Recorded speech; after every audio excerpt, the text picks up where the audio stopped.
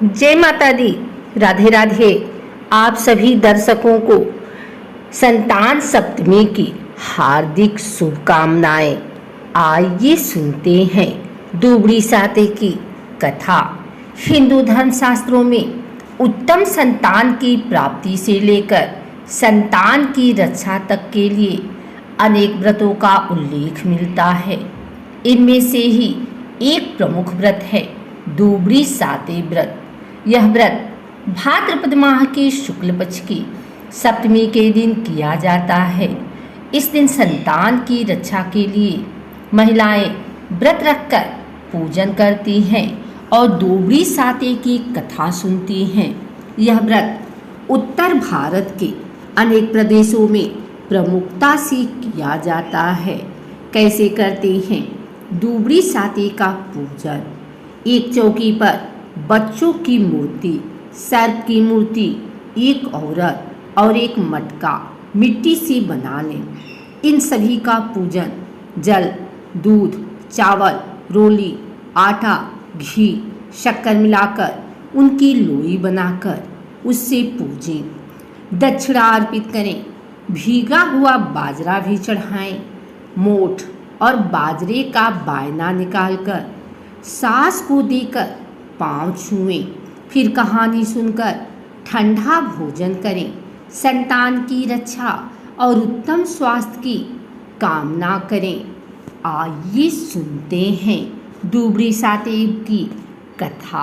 भाद्रपद शुक्ल सप्तमी को दुबड़ी सप्तमी के नाम से मनाया जाता है। यह त्योहार राजस्थान में मुख्य रूप से मनाया जाता है, जिस दिन महिलाएं अपने संतान की मंगल कामना के लिए व्रत करती हैं तथा दुबड़ी माता की पूजा करती हैं। जिस दिन एक पाटे पर कुछ बच्चों दुबड़ी की मूर्ति, सर्पों की मूर्ति, एक मटका और एक औरत का चित्र मिट्टी से बना लेती हैं। उनको चावल, जल, दूध, रोली, आटा, घी और चीनी मिलाकर लोई बनाकर उनसे पूजा जाता है। मोठ बाजरे का बायना निकालकर सासू के पैर छूकर उन्हें दिया जाता है। फिर दुबड़ी माता की कथा को सुना जाता है। एक साहूकार के 7 बेटे थे, परंतु वह जिस भी बेटे का विवाह करता वह मर जाता। इस प्रकार उसके 6 बेटे क्रमशः मर गए। अंत में 7वें बेटे का भी विवाह तय हो गया। सभी नाते रिश्तेदारों को आमंत्रित किया गया। विवाह में शामिल होने के लिए लड़के की बुआ भी आ रही थी। रास्ते में उसे एक बुढ़िया मिली। बुआ ने बुढ़िया के चरण स्पर्श किए तो उसने पूछा कि बेटी कहाँ जा रही हो? बुआ के बताए जाने पर बुढ़िया ने कहा कि लड़का तो मर जाएगा। वह जैसे ही बारात के लिए घर से निकलेगा, घर का दरवाजा गिर जाएगा। यदि उससे बनेगा तो भी जिस पेड़ के नीचे बारात रुकेगी वहाँ पेड़ गिर जाएगा। वहाँ से बचने पर जब वह ससुराल में प्रवेश करेगा तो वहाँ का भी दरवाजा गिर जाएगा। उससे भी यदि बच गया तो 7वीं भावर पड़ते समय नाग आकर डस लेगा। बुआ बोली, हे माता, मेरा यह एक ही भतीजा बचा है। जब आपने इतने अनष्टों की बात बताई है तो कृपा करके रक्षा का उपाय भी बताएं। बुढ़िया, जो स्वयं दुबड़ी माता थी, बोली, बेटी उपाय तो है, पर है बहुत कठिन।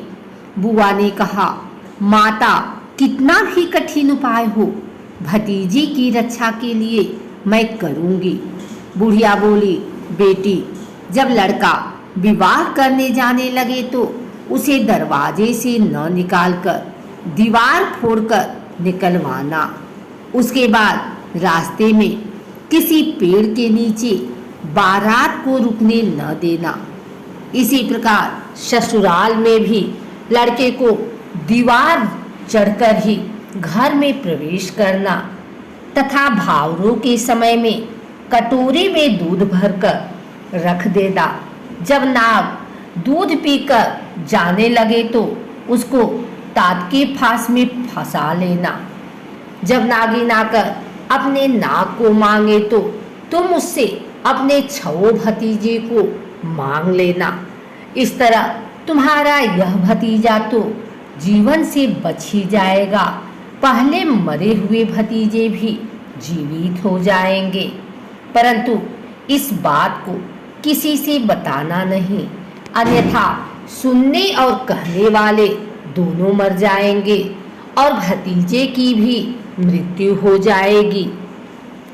बुढ़िया बनी बड़ी माता ने जैसे कहा, मायके आकर बुआ ने वैसा ही किया। सभी घटनाएं 2 घड़ी माता ने जैसे बताई थी वैसे ही घटी, परंतु रक्षा का उपाय बता देने के कारण भतीजे की रक्षा हो गई और पहले मर चुके 6 भतीजे भी जीवित हो गए। बूढ़ी माता की कृपा से सब कुछ आनंदमय हो गया। बारात लौटने पर बुआ ने सप्तमी को दुबड़ी माता की पूजा करवाई। हे दुबड़ी मैया, जैसे तुमने बुआ को 7 भतीजे दिए वैसे ही सभी को संतान सुख देना। कहने वाले को सुनने वाले को सबकी झोली भर देना। अगर आपको हमारी वीडियो अच्छी लगी हो तो इसे लाइक करें, कमेंट करें, शेयर करें। हमारे चैनल को सब्सक्राइब करके बेल नोटिफिकेशन ऑल पर सेट कर लें ताकि आगे आने वाली वीडियो सबसे पहले आप तक पहुंच सके। धन्यवाद।